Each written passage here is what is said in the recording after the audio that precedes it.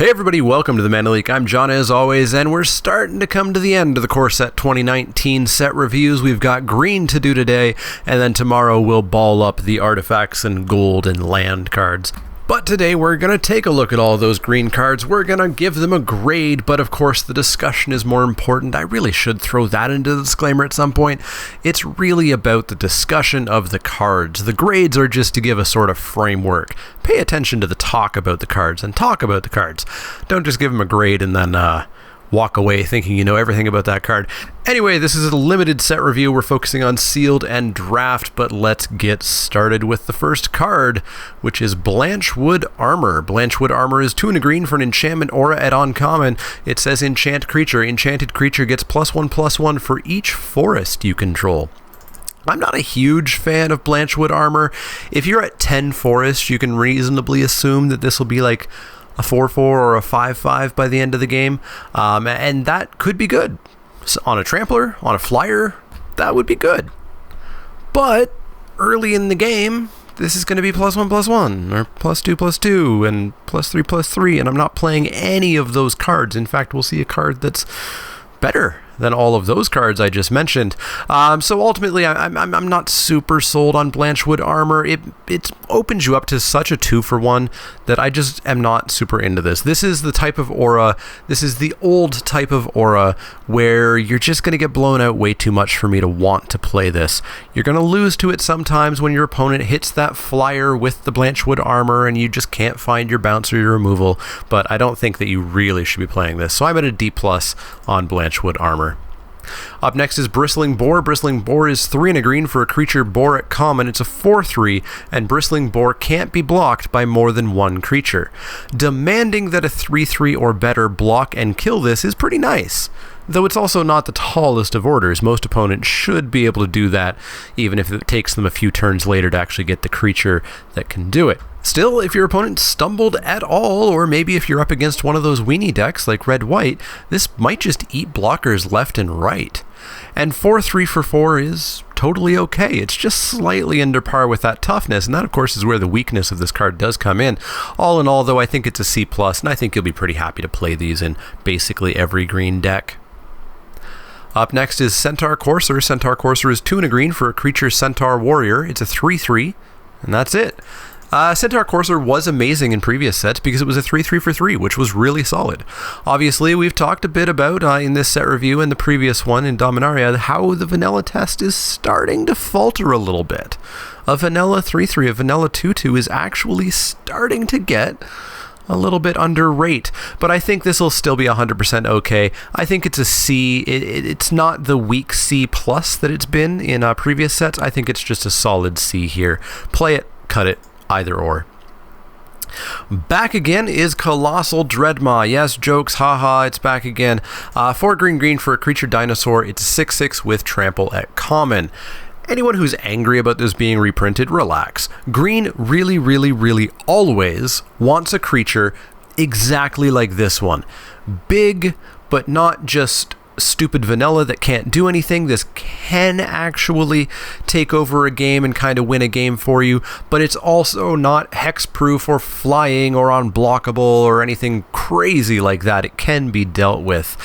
The cost is right, the double green is right. Everything about this makes this a really solid card. I would expect to see it in every single core set, to be honest. It's just exactly the card that green wants. Anyways, I love Dred MA. I'm happy with one in basically every green deck. I'm happy with a C+ here. I'd probably just always play the first one, and in rampy decks, the second one actually gets the okay too. Up next is Colossal Majesty. Colossal Majesty is 2 and a green for an enchantment at uncommon. At the beginning of your upkeep, if you control a creature with power 4 or greater, draw a card. Not for me. I'm not going to be taking turn 3 off to do literal nothing and have that do nothing. Probably on turn 4, and maybe not do anything on turn 5, and maybe later, when my opponent just kills my 4-power creature, it continues to do nothing. Again, the lure of card draw is big, but this is just way too costly to bother with. Costly in terms of a card slot, costly in terms of time. I'm not touching this. D- for Colossal Majesty. Up next is Daggerback Basilisk. Daggerback Basilisk is 2 and a green for a creature Basilisk at common. It's a 2/2 with Death Touch. That's about it. You know this, I've talked about this a lot. My favorite Death Touch creatures are 1/1s for 1. I don't need it to be a 2/2. It doesn't have First Strike, it doesn't have Trample, it's not doing anything with that extra power. I don't need it. I don't want to pay 2 extra mana for this creature when it's virtually almost always just going to be a Typhoid Rats. Still, it's fine. You'll be decently happy with this. In green decks, it's going to hold off your opponent, or it's going to eat a creature, and you'll be pretty happy with that. I think it's a C. I think you'll play it whenever you can. You'll cut it when you have better stuff. But boy, do I wish this was just a 1/1 for 1 with Death Touch. C for Daggerback Basilisk. Up next is Declare Dominance. Declare Dominance is 3 green for a sorcery at uncommon. Target creature gets +3/+3 until end of turn. All creatures able to block it this turn must do so. So 5 mana is a lot for this effect, but it is a great effect. A lot of people who maybe haven't seen lure effects before will probably think a little bit wrongly about this. They'll think, +3/+3, so I give that to a 5/5, that's 8/8, and I get to kill 8 toughness worth of creatures. But that's not where the real power of these cards come from. The real power of these cards is you put this on a 1/1, and then the rest of your team gets through, guaranteed. Hopefully just ending the game. Your 6/6 Dred MA gets through, and your 4/3 Boar gets through, and there's 10 damage because everything's blocking the 1/1. Now, one of the reasons that this probably costs a lot more is because of the +3/+3, which honestly isn't needed. Typically, you will use a lure effect to end the game. It's like Trumpet Blast or Inspired Charge. You shouldn't be using this just to get in some damage, just because you can. You should be using this to end games. So unfortunately, it is overcosted for what it does, but if you've never played with a lure effect, and if you've never played in a format with a lure effect, you should be very careful with this. Don't sleep on it. It is going to be a very decent card. I'm going to actually put it at a B-. I do think it's costly, but you do typically cast these later in the game where it shouldn't be too awful to play this. Unfortunately, it's not going to be quite as common that you're going to be able to play this plus pump one of your other creatures with another combat trick. So let's start out Declare Dominance at a B-. If you've not touched one of these cards before, give it a go. They're surprisingly good. Up next is Druid of Horns. Druid of Horns is 3 and a green for a creature human druid at uncommon. It's a 2/3. Whenever you cast an aura spell that targets Druid of Horns, create a 3/3 green beast creature token. This is interesting. It actually kind of makes auras okay. We talked about this with Knightly Valor. Knightly Valor is surprisingly good because of the stats and ability, but because you get that 2/2 vigilance. This turns your Blanchewood armor and your Knightly Valor, not Knightly Valor, your the Knight's Pledge, and any other old aura into a pretty good version of Knightly Valor.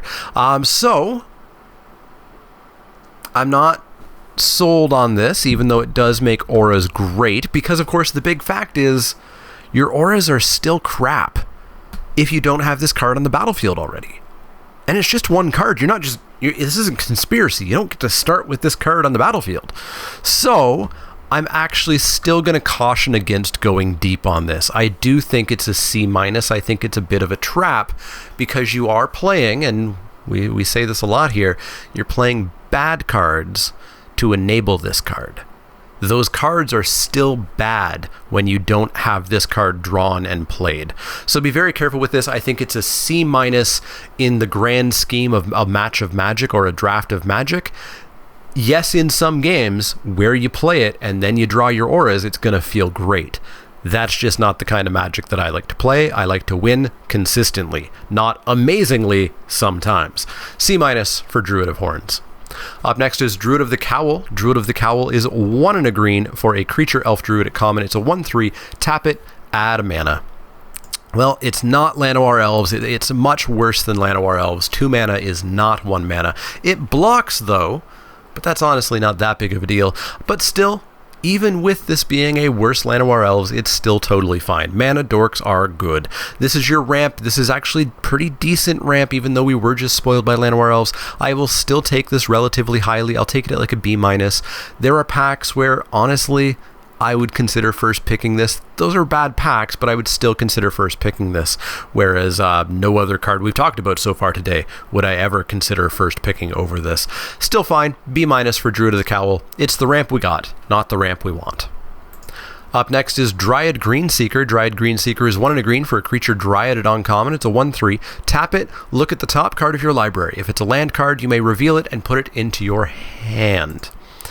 Certainly not the Llanowar Scout that we just saw where you tap it and put it onto the battlefield, but this isn't necessarily worse because you're getting the land off the top of your deck, which is good, but I still am not totally sold on this card. I think a big part of it is a 1/3 going to be decent in this set? A 1/3 was actually pretty okay in Dominaria. Is it going to be pretty okay here?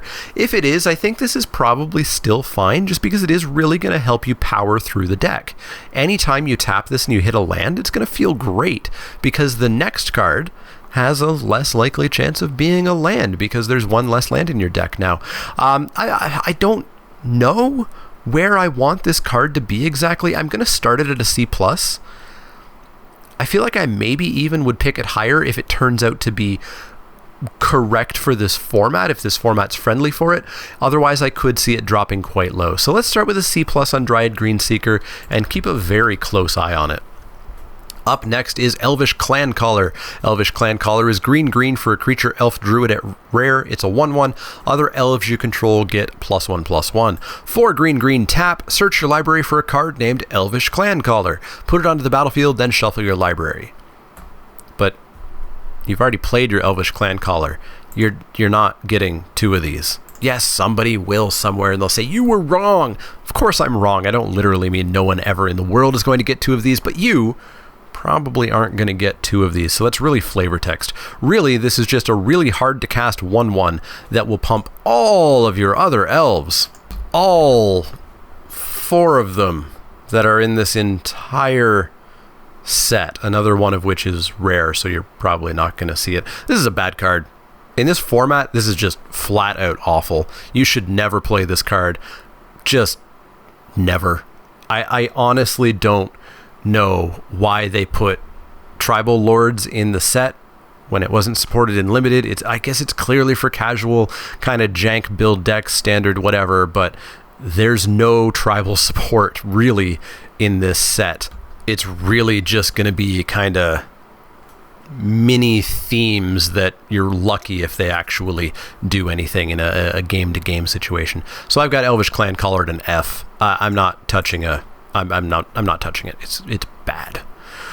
Up next is an elf. Haha, I was wrong. There's elves in this set. Elvish Rejuvenator. Elvish Rejuvenator is 2 and a green for a creature elf druid at common. It's a 1/1. When Elvish Rejuvenator enters the battlefield, look at the top 5 cards of your library. You may put a land card from among them onto the battlefield. Tapped, put the rest on the bottom of your library in a random order. If you're ramping or fixing, this is still probably not okay. For ramping perhaps, but certainly not for fixing, because you can miss with this. This does not let you go and get a land. This is far, far, far worse than that. You could miss entirely and just get 5 non-lands, or you could miss and not get the land that you want. So I would never consider playing this for fixing. And for ramping, it's still not great. I would want Druid of the Cowls over this, and I can get them because they're as common as this card is. I would want anything other than this. This isn't a card that I'm super excited to be playing with, so I've got it at like a D+. You probably have to play it if you want to go ramp and seal, just because you're not going to have that many options usually, but in draft I think I'm just going to avoid this as much as possible. D+ for Elvish Rejuvenator. Ghastbark Twins is up next. Ghastbark Twins is the latest 2-headed thing. 5 green for a creature treefolk at uncommon. It's a 7/7 with trample, and Ghastbark Twins can block an additional creature each combat. Because of course 2 heads, despite only having 2 arms, allows you to block 2 things. Don't ask me for the flavor on this one. 7 mana is a lot, but you are getting a 7/7 trampler with, unfortunately, a defensive ability, which isn't really the greatest. Still, if you're ramping and you want a late game card, here you go. If you give this unblockable, or if you give this flying, like with a Pegasus Courser, you're just going to win that game. And even if you're attacking on the ground, you're still hopefully going to get through. But this obviously goes in explicitly the ramp deck. If you have no Druids of the Cowl, if you have no Manaless, if you have nothing accelerating your mana, you maybe don't play this. So it's going to be kind of a B- in those decks that really, really, really want a top end and can get there, and it's going to be more of like a D- in decks that just can't quite get there reliably. Up next is Girapur Guide. Girapur Guide is 2 and a green for a creature elf scout and uncommon. It's a 3/2. Pay 2 and a green. Target creature you control can't be blocked by creatures with power 2 or less this turn. Girapur Guide is fine. It was always fine back in Kaladesh or Aether Revolt or whichever of those two sets it was in. It's a 3/2 for 3, which means I'll always kind of put it at a C.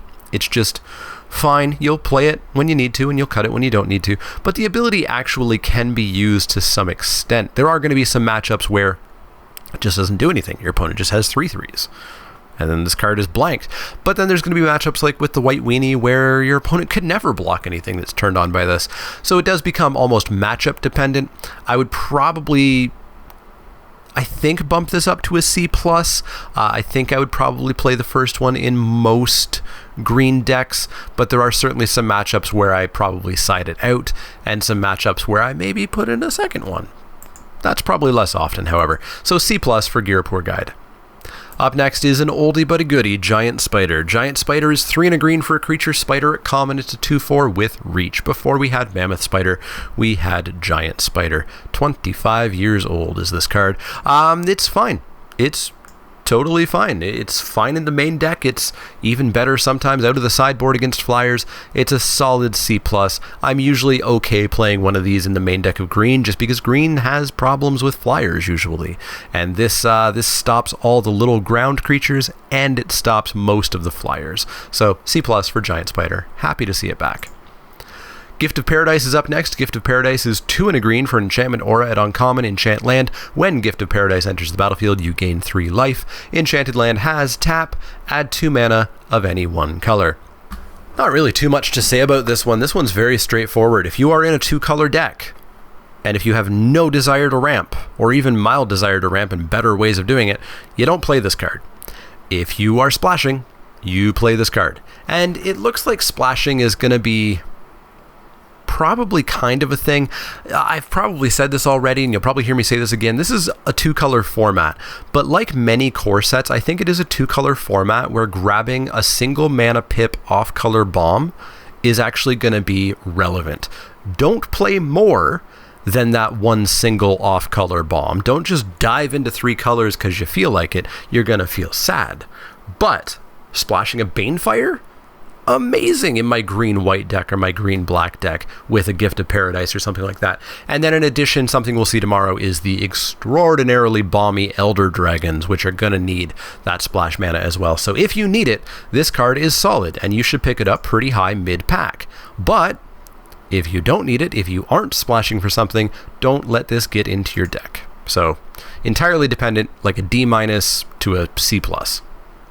Up next is Gigantosaurus. Gigantosaurus is green, green, green, green, green. Yes, 5 green mana. For a creature dinosaur at rare, it's a 10/10 with nothing, unfortunately. It's cute, but no. You have to be mono green to play this. Do you want to hear some math? Probably not, but you're gonna. If you're in a perfect, quotation marks, 9/8 split of forests and islands or plains or whatever, by turn 13, you have a 50% chance of having drawn 5 or more forests. So by turn 13, you have a coin flip chance of actually being able to cast this card. The vast majority of Magic games are over long before turn 13. If we want to drop this down to turn 7 at the latest, in a mono green 17 land deck, you still only have an 83% chance of hitting 5 or more forests by turn 7 in a mono green deck. Now that's a pretty good chance. It's only 17% that you're not going to be able to cast this by turn 7. But those still aren't odds that I want, because if I pull it off, I successfully cast this card, I have a 10/10 that gets jump blocked forever. My opponent has all the time in the world to kill this, tap it down, pacify it, whatever. So I actually hate Gigantosaurus. I think it's an F. I don't think it's good. Yes, I'm going to die to it with some sort of stupid aura attached to it, but it's not going to be good. F for Gigantosaurus. Up next is Gor Claw, Terror of Calcisma. Gor Claw is 3 and a green for a legendary creature bear at rare. She's a 4/3. Creature spells you cast with power 4 or greater cost 2 less to cast. Whenever Gor Claw, Terror of Calcisma attacks, each creature you control with power 4 or greater, including yourself, gets +1/+1 and gains trample until end of turn. Gor Claw looks amazing. 4/3 for 4 is slightly below rent, but it attacks like a 5/4 trample, which is pretty darn good for 4 mana.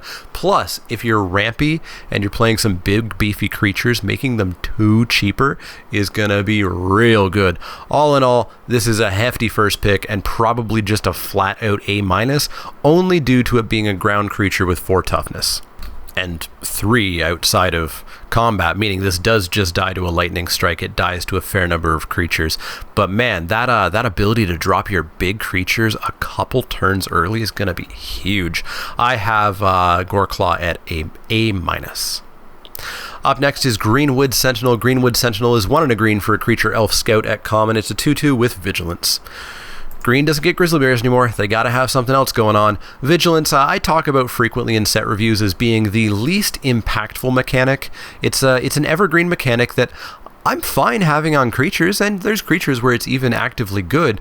It's just never an ability that I want to pay for, and luckily here I'm not paying for it. It's a 2/2 for 2 anyways. Why not tack Vigilance onto it? It doesn't make it that much better. It's still just a C. I don't think Vigilance is enough to put this up to a C+. The fact that you can attack and block with it doesn't change much because you're very rapidly not going to be able to attack with this anyways. So just a C for Greenwood Sentinel. Up next is Highland Game. Highland Game is 1 and a green for a creature elk at common. When Highland Game dies, you gain 2 life. It's a 2/1. Can't remember if I said that. Yeah. It's a piker with a mild upside. That's just not what green wants. Green typically on turn 2 would rather be playing a mana dork or something like that. It's not really happy to be playing a 2/1 because they just die to everything. I think you cut Highland Game pretty darn regularly in almost every green deck. I've got it at like a C-. Cut it very regularly. Up next is Hungry Hydra. Hungry Hydra is X and a green for a creature Hydra at rare. It's a 0/0, as most Hydras are. Hungering Hydra, for some reason I thought it was Hungry Hydra. It's going to be Hungry Hydra from now on. Hungering Hydra enters the battlefield with X +1/+1 counters on it. Hungering Hydra can't be blocked by more than 1 creature. Whenever Hungering Hydra is dealt damage, put that many +1/+1 counters on it. Seems really, really, really good. Like most Hydras, this can just spiral out of control really quick. Always being 1 step behind on the vanilla test is relatively okay for the fact that if it's chumped, it's going to get bigger. I don't think I'd ever be happy paying X = 1 for this, but I think even at X = 2, this starts to get okay if it can get through, or if you can get like that 1 point of damage to become a 3/3, or 2 points of damage to become a 4/4. Obviously, late game it shines when it's huge and demands those chump blocks. First pick, A-, just because you do need to pump the resources into it, and it doesn't have trample or anything, but a solid A- for Hungry Hydra. I'm making that a thing. Naturalize is up next. Naturalize, of course, is a mainstay of core sets. Naturalize is 1 and a green for an instant at common. Destroy target artifact or enchantment. It is sideboard only. There is no reason to main deck this. It is a pure D. There's just not enough artifacts or enchantments that people are going to regularly play, or should regularly be playing, that makes you want to put this in your main deck. Up next is Oaken Form, an enchantment that people probably shouldn't be playing. It's 2 and a green for an enchantment aura at common. Enchant creature. Enchanted creature gets +3/+3. Nope. Straight power and toughness auras just aren't that great. You're opening yourself up for a 2-for-1, and you need a way to actually get this through to even do anything with it. It's a worse version of Blanche wood armor, at least after, turn 4 or 5 or so. I don't want to play this card ever. D-. I'm just not into power toughness auras with nothing else going on. Up next is Palak Aworm. Palak Aworm is Luckily a rare this time. It's 4 green, green, green for a creature worm at rare. It's a 7/7 trample. Can you believe this used to be an uncommon? When Palak Aworm enters the battlefield, you gain 7 life. You almost get half your life total back. When Palak Aworm dies, draw a card. Just cuz. Palak Aworm's amazing. On turn 7, that 7 life gain will quite possibly almost reset the game or even put it just out of reach. Plus, you've got a 7/7 trample. And if they kill it, you still get a card to replace it. This is such a bomby card. It's an easy first pick. And if you can get some ramp and get this out a turn or 2 early, maybe with Gor Claw, it's going to be really hard to deal with. Easy A. Palak Aworm was ludicrous at uncommon. Thankfully, it's a rare now. Up next is Plummet.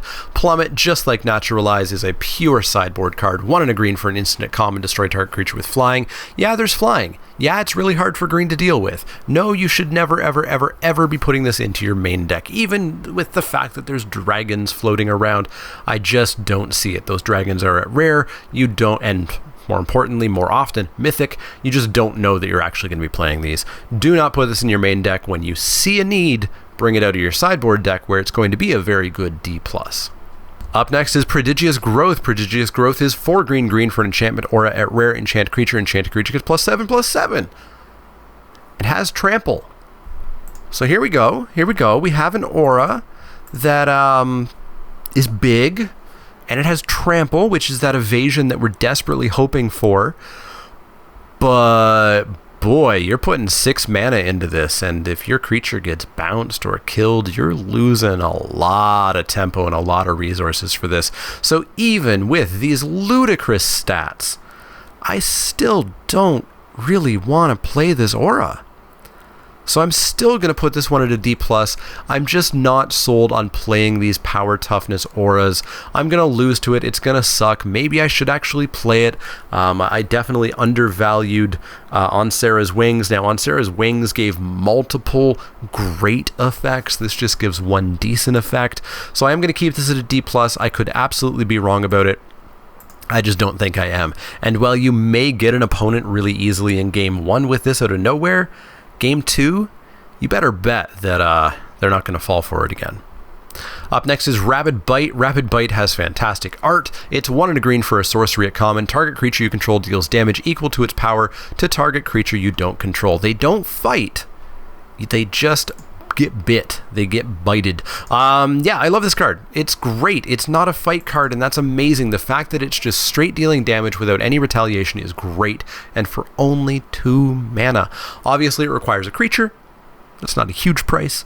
I'll first pick this after the most premium of removal and be very happy with it. I've got Rabid Bite at a B. It's just super, super, super good. Up next is Reclamation Sage. Reclamation Sage is 2 and a green for a creature elf shaman at uncommon. It's a 2/1. When Reclamation Sage enters the battlefield, you may destroy target artifact or enchantment. This is probably just a sideboard card as well, just like Naturalize. There's just not that many things that you're going to want to hit with this. And if there isn't, and I don't think you're even guaranteed to have a target every game, you're just overpaying for a 2/1. So I've got this at a D+. The fact that it's Naturalized that leaves behind a body is really good, so it's like a D++, but it is still just a sideboard D+. So Reclamation Sage, D++.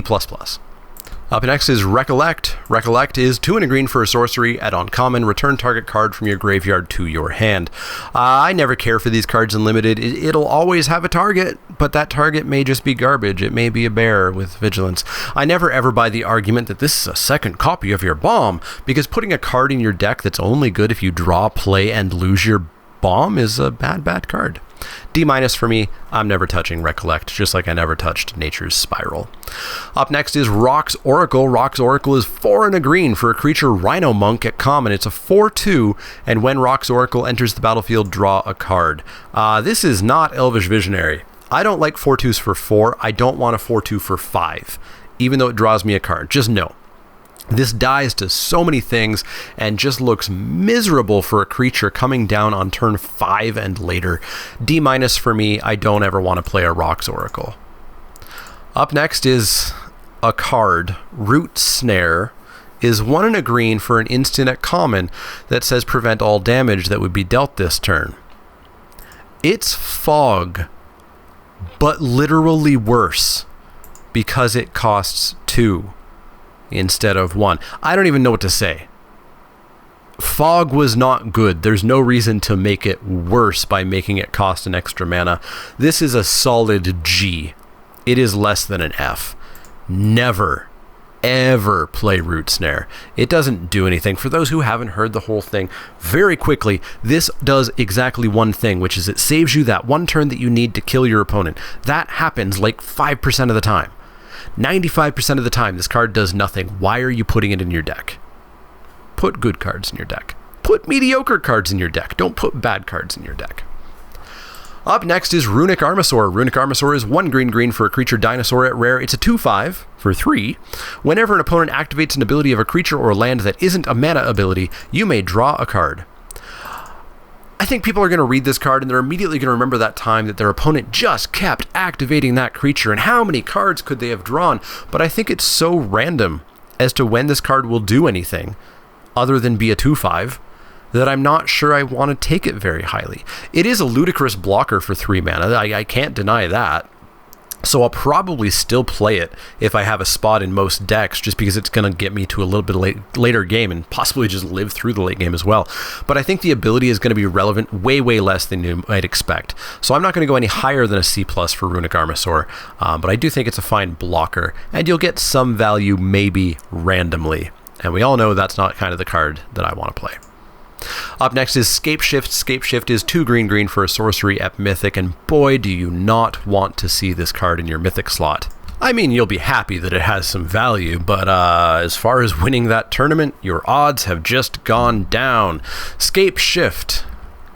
What does it do? Why is it so bad? Well, you sacrifice any number of lands, search your library for up to that many land cards, and put them onto the battlefield tapped, then shuffle your library. That does literal nothing. In this set, you are playing basics and non-basic tap duels. There's a couple of other lands, they're not that good. You're not doing anything with Scapeshift. It's not doing anything. There's no Valakut in this set. There's no combo win with this. This is literally unplayable. It is an F. You should never, ever play this card. Take it because it's worth like $25 right now. Up next is Talons of Wildwood. Talons of Wildwood is 1 and a green for an enchantment aura at common. Enchanted creature gets +1/+1 and has trample. Pay 2 and a green, return Talons of Wildwood from your graveyard to your hand. The intention here is that this is supposed to be Rancor. Rancor was a single green mana for +2/+0 and trample, and when it went to the graveyard, it went back to your hand. You didn't have to pay anything for it. This is infinitely worse than Rancor, unfortunately. +1/+1 is not going to do that much, and paying 3 mana to bring it back, and then paying another 2 mana to reattach it is just way too expensive. Way too expensive. So I'm not super sold on Talons of Wildwood. I think it's like a C-. I might give it a go at some point, but I'm really not excited by it. I'm not going to try to give it that much of a go. Unfortunately, Rancor is just ludicrously good, so there's no way they would have included that, and this is a pretty pale comparison. Up next is Thorn Lieutenant. Thorn Lieutenant is 1 and a green for a creature elf warrior at rare. It's a 2/3. Whenever Thorn Lieutenant becomes the target of a spell or ability an opponent controls, create a 1/1 green elf warrior creature token. Pay 5 and a green. Thorn Lieutenant gets +4/+4 until end of turn. Well, the vanilla test got smashed. It's a 2/3 for 2. But that's about it for a good long while. Your opponent's not going to be targeting this with random spells. They're going to be killing it. And so this card basically says when it dies, get a 1/1. You're not flooding the board with 1/1s here. So if this sticks around to the late game, you've got yourself a non-evasive 6/7 that costs you 6 times each time you want to make it a 6/7. Cool. I'm never not going to play this because it's a 2/3 for 2. And it's a 6/7 later in the game when I have literally nothing else to do. But it's also going to be absolutely no higher than a C+. I'm going to cry a little bit when it's my rare in the pack, and it's going to be taken relatively late. Up next is Titanic Growth. Titanic Growth is 1 and a green for an instant at common. Target creature gets +4/+4 until end of turn. Titanic Growth is fine. It's just a fine combat trick. Your trampley creature is going to suddenly do a lot more damage. Your flyer is going to end the game. Your creature is going to live and your opponent's blocker is not. It's fine. It's a C. You'll play it when you have a slot and you'll cut it when you don't. Typical combat trick. Up next is Vigilant Bailiff. Thankfully, it has Vigilance, or I'd be angry. 3 green for a creature beast at uncommon. It's a 5/5 with Vigilance. So it's Untamed Kavu. It's literally Untamed Kavu, except you don't have the option of making it a 2/2 Vigilance, which is actually pretty big. That's actually pretty big. So this is less good than Untamed Kavu, which I would say is like a B, but this is still going to be bigger than a whole lot of the stuff on the battlefield, and you're still paying exactly the cost that you would expect to pay for it. So I think I can go with a B- on this, but I won't go any higher than that, and it definitely is a worse version of an Untamed Kavu. So B- for Vigilant Bailiff. It's just a big, dumb, good creature. Up next is the green horse, not the last horse. We've got an artifact horse as well tomorrow. Vinemare. Vinemare is 2 green for a creature elemental horse at uncommon. It's a 5/3 with hexproof. I hate hexproof. Vinemare can't be blocked by black creatures. So I hate hexproof. I think Magic would be an infinitely better game if they just stopped printing it. That being said, on a 3 toughness creature, I can kind of deal with that. It's not too hard to kill this thing in combat. In fact, there's a whole heck of a lot of creatures that 1-on-1 will just kill this creature, and double blocking it isn't too much of a problem either. The big problem, of course, is when your opponent drops a Blanchewood armor on it or something like that, and then you get to join me in the club of thinking hexproof is a horrible mechanic that should go away forever. Anyways, this is just a really good card. It's just totally fine. It's a 5/3, which is pretty bad, but if you can get any of those auras onto it, it becomes significantly better. Now, just like the Druid of Horns, don't just play bad auras because you have one of these. You still have to draw this, otherwise you still just have bad auras. So I'm going to put Vinemare to C+. I think obviously you do have to play some bad cards to make this a bit better, but dealing with that is going to be a real problem. But if this doesn't get aura'd up, it's relatively okay to deal with, I think, in combat. So C+ for Vinemare. Please stop printing hexproof, please. Up next is our green planeswalker, not our last planeswalker, we have a gold one. Vivian Reed. Vivian Reed is 3 green for a legendary planeswalker, Vivian. At Mythic, she's a 5 loyalty planeswalker. Her +1 is look at the top 4 cards of your library. You may reveal a creature or land card from among them and put it into your hand. Put the rest on the bottom of your library in a random order. Her -3, destroy target artifact, enchantment, or creature with flying, which is flavorful, I guess, because she's an archer, but not great. -8, you get an emblem with creatures you control get +2/+2 and have vigilance, trample, and indestructible. Vivian's fine. She's a far cry from Tezzeret or a Johnny. Her +1 should always draw you a card, which is cool. Her -3 is insanely narrow. All of those cards that are those abilities are cards that I have today told you should never main deck. At least they're free attached to her, so that's fine. It's not awful, but it's not going to give her any bonus grades here. So I guess the plan is that you need to get her to 8 as soon as possible. And if your opponent isn't able to attack her and knock her loyalty down, then you're already winning, and additional creatures will always be better. I'll still first pick her. The Planeswalker damage sponge effect is very real, but I think she's very much in the B tier of limited Planeswalkers. A Johnny and Tezzeret, way above her. Sarkhan, maybe above her. And of course she's better than Liliana, who we'll not talk about ever again. Straight B for Vivian Reed. Our second last green card is Vivian's Invocation. Vivian's Invocation is 5 green for a sorcery at rare. Look at the top 7 cards of your library. You may put a creature card from among them onto the battlefield. Put the rest on the bottom of your library in a random order. When a creature is put onto the battlefield this way, it deals damage equal to its power to target creature an opponent controls, so it Rabid bites. 7 mana, though, to hope that you hit a big creature in your top 7. I don't think I want to do this, it's just too random. Yes, if you're playing a ramp deck that's going to get to 7, you're playing big creatures, which means you're going to get your value for this. You're going to get the creatures earlier than you would have, I guess, but it's just pure randomness. You could whiff on this. It's going to be kind of hard to, but you could whiff on this. Or you can just as easily end up hitting not anything great, because of course, even in the rampiest of ramp decks, you're typically only playing a couple of big gigantic creatures, because if you load up on them, you're just going to die with them in your hand on turn 5 when you didn't do anything. So I don't think Vivian's Invocation is actually any good. I'm going to put it at like a D, I guess. I don't know. I don't think there's a deck that really wants this in limited, just because to increase the chances to a great odd that you're going to hit the creature that you want, you need to play too many, and it's going to make your deck bad if you don't hit Vivian's Invocation. So D for Vivian's Invocation. I'll keep an eye on it. Maybe I'm wrong, but I don't think so.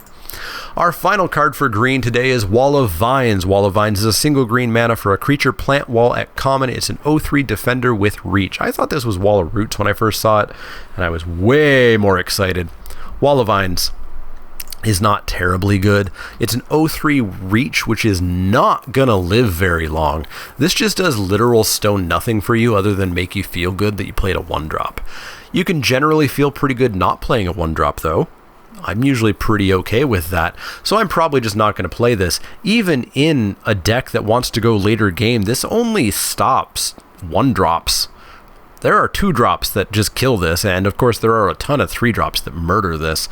I'm not sold on Wall of Vines. I think it's a D-. Anyways, that's going to wrap it up for green. Green, I'm not sold on it being great in this format. Sure, there's some good cards, but there's a lot of really bad auras and a lot of really narrow creatures. I think you'll be happiest if you're ramping into red dragons, or if you're ramping into multicolored stuff. I don't know that I super want to be green, but I'll keep an eye on it. Let me know what cards you're super excited about, which ones you think are bad, which ones you agree with, disagree with. Talk with me, talk with each other down in the comments below. As always, if you have any questions, comments, or suggestions, you can find me on Twitter at the Mana Leek. That's Leek, like the vegetable, not the card. You can also find me at facebook.com/themanaleek, twitch.tv/themanaleek, and patreon.com/themanaleek. If you want to become a backer there, work your way towards getting a Mana Leek playmat, be entered to win all the cards from a crack pack each week, etc. If you like the content, click that thumbs up button, click subscribe if you want to see more, and if you do have questions, comments, or suggestions, let me know. Otherwise, see y'all tomorrow for the last set review of artifacts, gold cards, and lands.